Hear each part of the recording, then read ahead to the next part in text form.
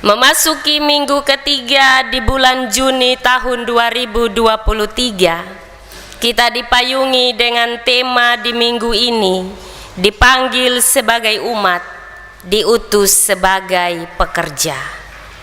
Dan bagian firman Tuhan Injil Matius pasal 5 ayat 43 sampai 48 akan menjadi perenungan tetapi juga pembelajaran bagi kita sebagai umat pilihan Tuhan, anak-anak Tuhan dalam keterpanggilan kita untuk bertanggung jawab terhadap panggilan yang Tuhan percayakan bagi tiap-tiap kita dengan melakukan apa yang Tuhan kehendaki.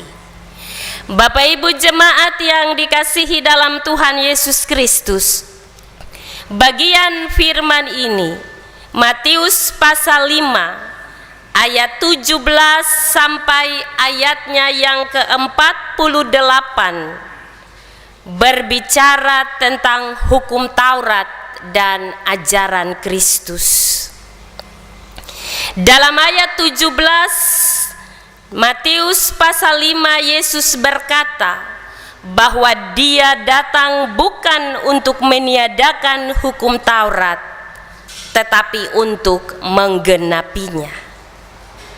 Berulang-ulang dalam bagian firman ini di pasal 5 ayat 17 sampai 48, Yesus berkata, "Kamu telah mendengar hukum Taurat berkata," dalam ayat 21, ayat 27, ayat 33, 38, 43. Tetapi Yesus berkata kepadamu, kalau kita lihat bagian firman ini, apa yang Yesus katakan bukan berarti bahwa Tuhan Yesus mempertentangkan hukum Taurat dan ajarannya. Tetapi di sini justru Yesus sedang memberikan pemahaman yang utuh tentang pengajaran tersebut. Sebab kecenderungan orang-orang Farisi dan ahli-ahli Taurat adalah menerapkan hukum Taurat secara tersurat dan mengabaikan apa yang tersirat. Sebagai contoh, ada hukum tentang membunuh. Orang-orang Farisi merasa dirinya suci karena mereka mematuhi perintah jangan membunuh. Secara harafiah mereka tidak memahami bahwa makna membunuh bukan hanya sekedar menghilangkan nyawa seseorang, namun akar dari suatu tindakan membunuh adalah hati yang penuh dengan amarah dan kebencian, seperti yang mereka lakukan kepada Yesus. Ketika mereka marah dan benci kepada Yesus, lalu mereka merencanakan untuk membunuh Yesus. Bapak Ibu jemaat yang dikasihi dalam Tuhan Yesus, mari kita lihat bagian yang menjadi perikop pembacaan kita di ayat 43 sampai 48 firman ini. Di sini lebih menekankan pada kasih atau mengasihi. Kalau kita berbicara tentang mengasihi orang dalam kehidupan kita, maka kalau dalam perjalanan kehidupan kita sehari-hari, bahkan dalam kondisi realita kehidupan saat ini, orang akan selalu mengasihi hanya kepada mereka yang melakukan kebaikan bagi kita. Mengasihi orang yang telah menunjukkan kebaikan bagi kita itu merupakan hal yang wajar dan mudah. kita lihat bahwa memberikan kasih kepada orang-orang seperti ini merupakan balas budi yang sudah seharusnya kita lakukan. Saya kasih contoh, kalau orang kasih kita satu buah motor atau satu buah mobil, dia suruh kita buat apa saja, pasti kita lakukan. Karena kita merasa balas budi terhadap kebaikan yang dia berikan bagi kita. Atau kalau seseorang kasih kita uang dalam jumlah yang banyak, pasti ketika orang itu minta kita melakukan apa saja, kita akan melakukannya sebagai balas budi atas kebaikan yang dia berikan. Tetapi pertanyaannya bagi kita, bisakah kita berlaku kasih kepada orang yang melakukan kejahatan atau orang yang menyakiti kita? Bapak Ibu jemaat yang terkasih dalam Tuhan Yesus, kalau orang menyakiti kita, buat jahat bagi kita, mau lihat dia muka saja kita tidak suka, apalagi mau berlaku kasih dan melakukan kasih kepada dia. Maka bagian firman ini Yesus memberi gambaran kasih yang sejati, dan inilah kasih Kristus yang harus kita lakukan dalam kehidupan kita, supaya kita akan menuju kepada kesempurnaan seperti yang disampaikan dalam introitus kita tadi. Karena itu haruslah kamu sempurna sama seperti Bapamu yang di sorga adalah sempurna. Bapak Ibu jemaat yang terkasih, sempurna dalam bahasa Yunani teleios artinya penuh, selesai, utuh.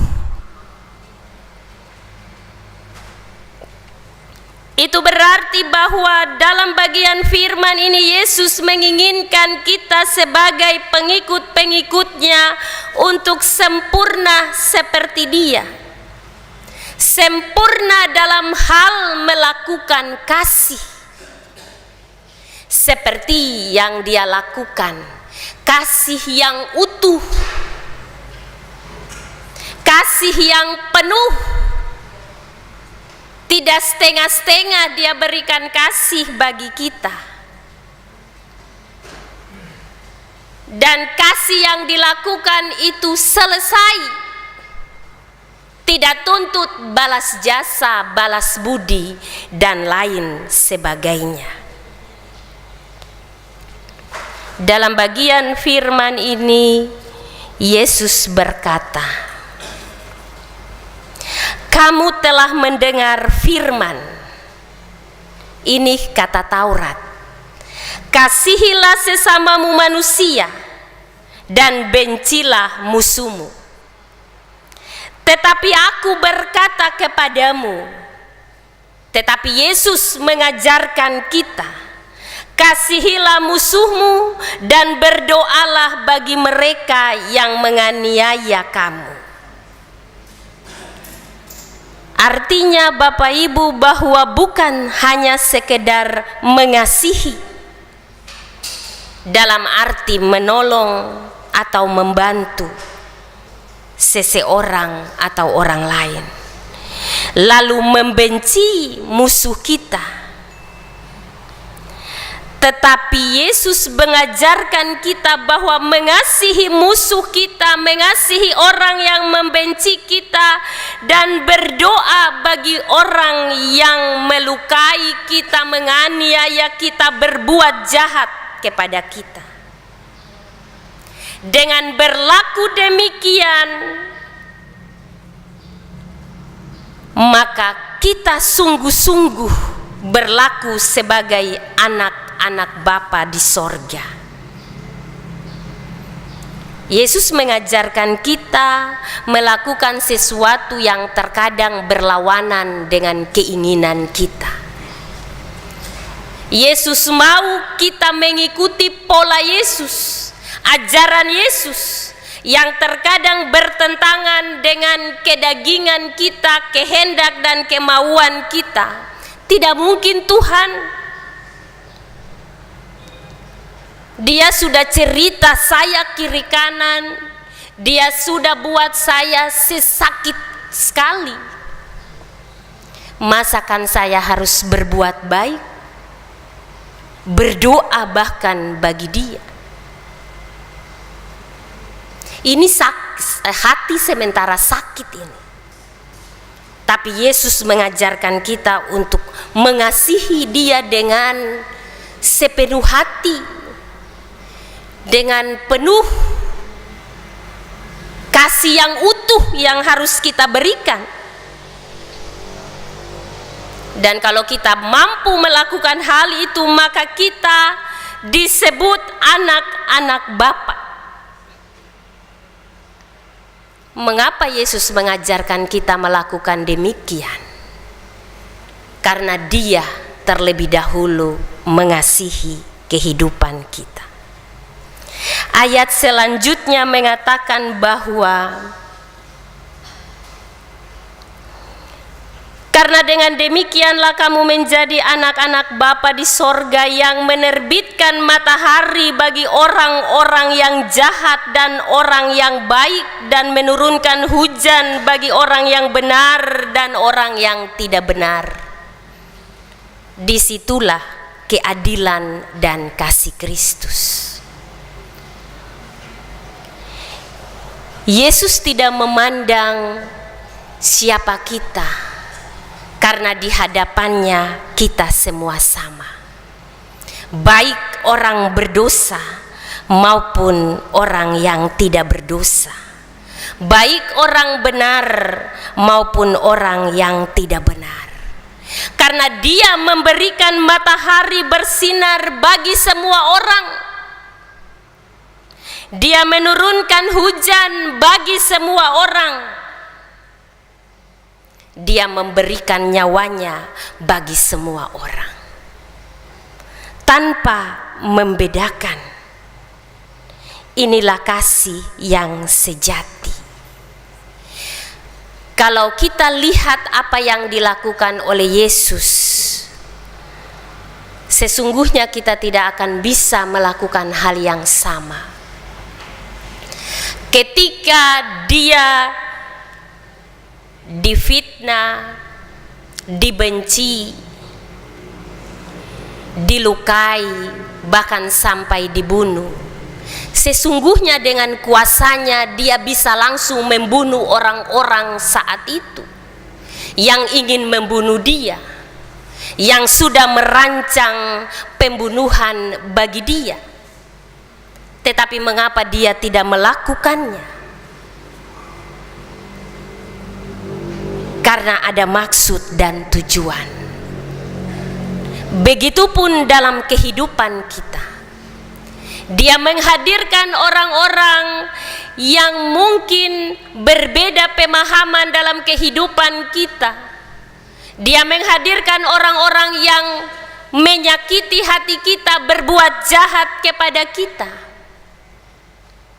Bukan berarti untuk kita membenci mereka, tetapi untuk kita menyelamatkan mereka dan mengajarkan mereka tentang kasih, supaya mereka pun mengalami pengampunan dan mengalami keselamatan.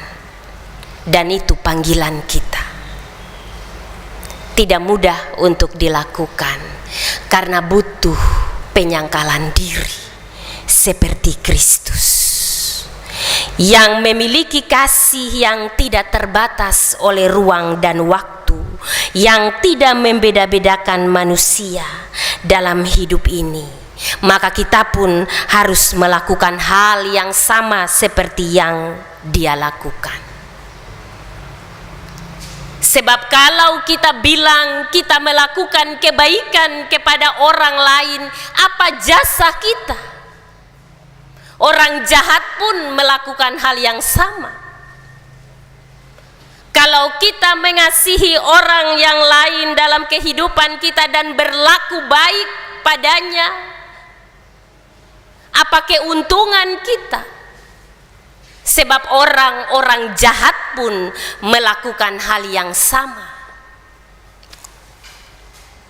Maka kita diminta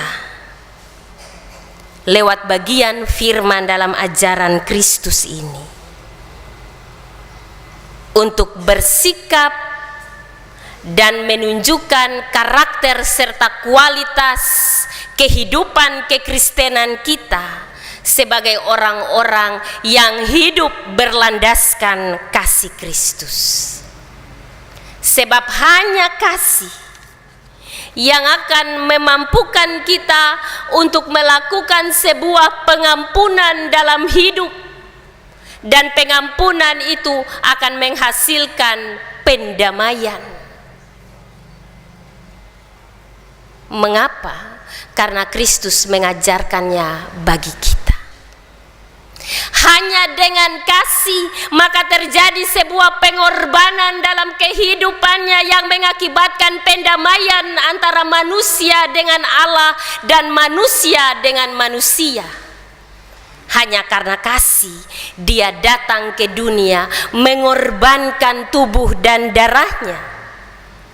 Dan terjadilah pengampunan yang mengakibatkan pendamaian antara hubungan Allah dan manusia yang telah terputus, tetapi juga pendamaian antara hubungan manusia yang satu dengan manusia yang lain.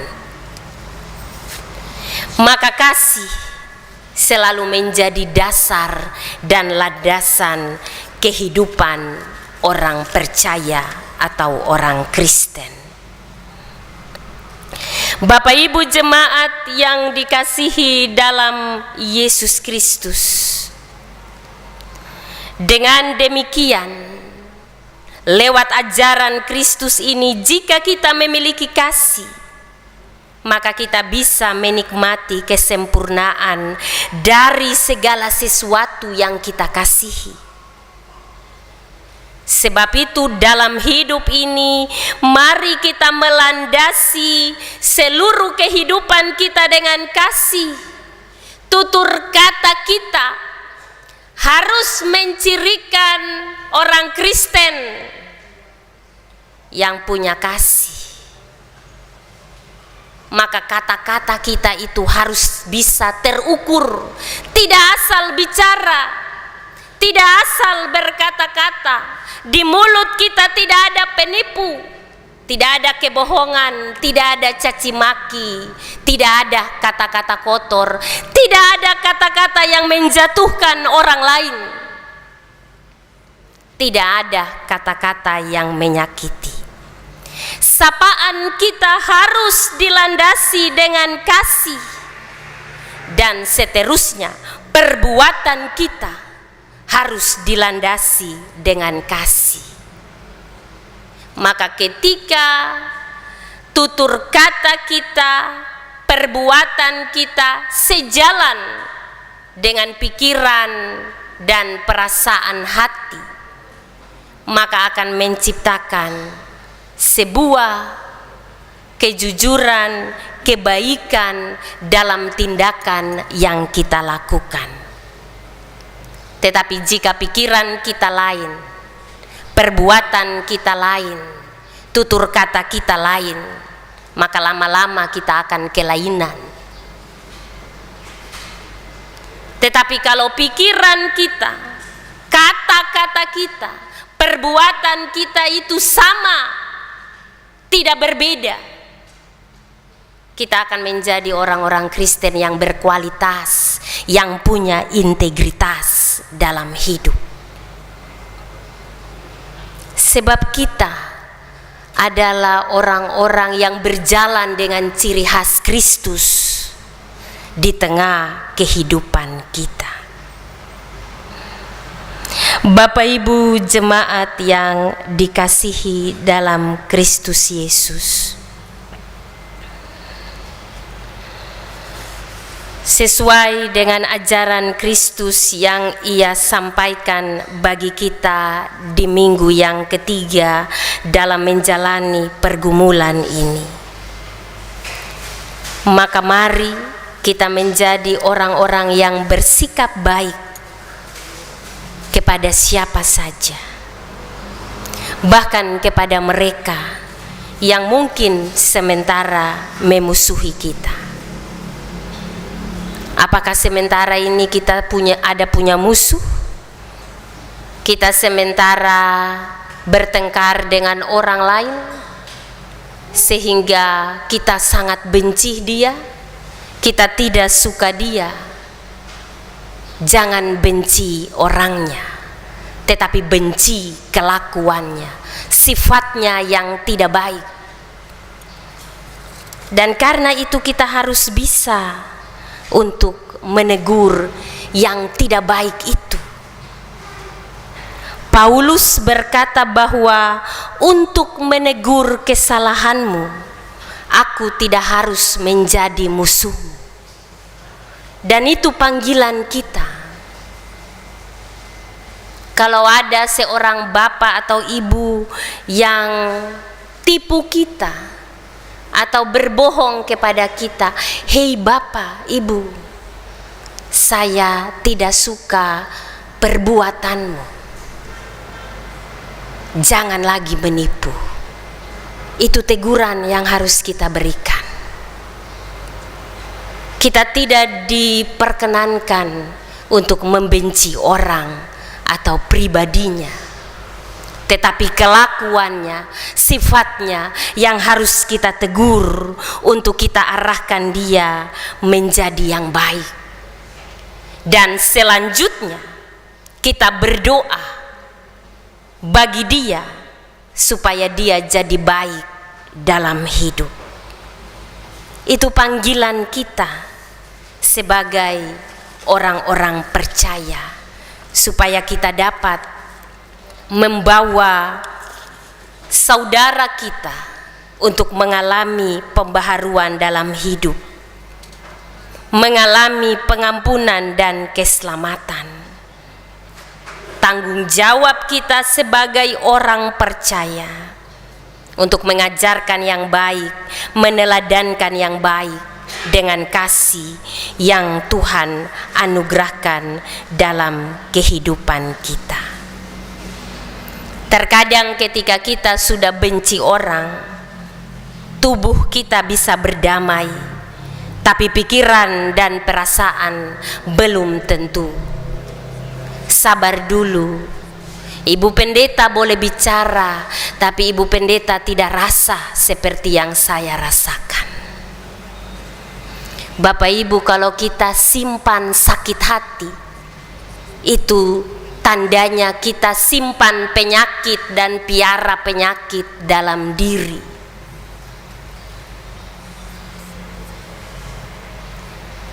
Tetapi mari kita lepaskan semua kedagingan kita, ego kita. Lalu kita harus mampu berdamai dengan diri kita sendiri. Kita berdamai dengan Tuhan, maka kita akan mampu berdamai dengan sesama yang sementara kita musuhi. Kita harus mampu melakukan hal itu untuk dapat berdamai dengan seseorang yang sementara ini menyakiti hati kita, atau mungkin kita tidak suka.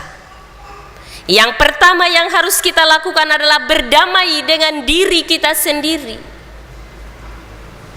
Lalu kita berdamai dengan Tuhan, dan kita akan mampu berdamai dengan sesama.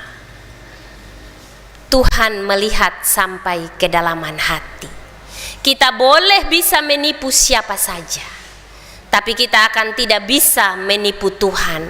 Hati kita pun kita tidak bisa tipu di hadapan Tuhan, sebab yang Tuhan lihat hati, bukan tubuh kita. Maka mari memasuki minggu ketiga di bulan ini, jadikanlah firman Tuhan ini sebagai ajaran, landasi kasih Kristus dalam setiap perjalanan hidup kita, dalam setiap hal hidup yang kita lakukan. Maka kita akan mampu untuk menjadi orang-orang yang dapat mengasihi sampai pada musuh kita sekalipun. Sebab Yesus Kristus terlebih dahulu meneladankan itu bagi kehidupan kita, dan sebagai pengikutnya kita harus mengikuti apa yang menjadi ajarannya. Dia memberi pengampunan bagi kita utuh, sempurna, selesai. Maka kita diminta pun untuk memberi pengampunan kepada siapa saja, utuh, penuh, tuntas dalam kehidupan kita.